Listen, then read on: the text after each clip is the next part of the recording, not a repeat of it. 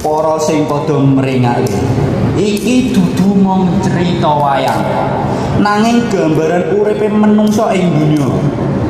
Manungsa kuwi ora tau urip dhewean, kaya lakon wayang ing kelir. Saben tokoh duweni parane dhewe-dhewe. Ora ana kesatria sing dadi gedhe yen ora ana kanca sing ndukung.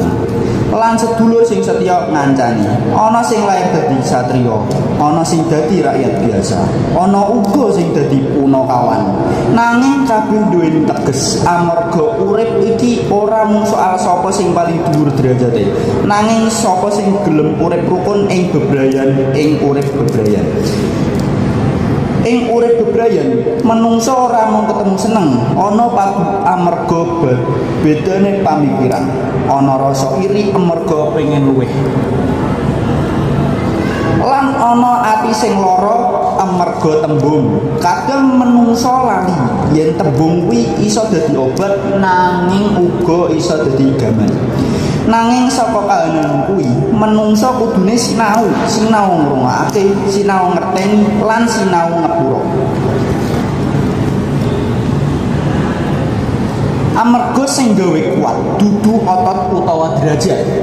Nanging ati sing gelem nampa liyane kaya ing pagelaran wayang. Yen kabeh tokoh pengen dadi utama, lakon ora bakal mlaku. Ana sing kudu maju, ana sing kudu mundur, lan ana sing kudu ngelingake nalika salah dalan. Menungsa uga mangkono. Sing kuat kudune nglindungi sing ringkih, sing ngerti kudu nuntun sing durung ngerti, lan sing salah kudu wani ngaku salah. Supaya bebrayan tetap jejeg. Urip iku kudu babagan aku. Urip iku babagan awake dhewe.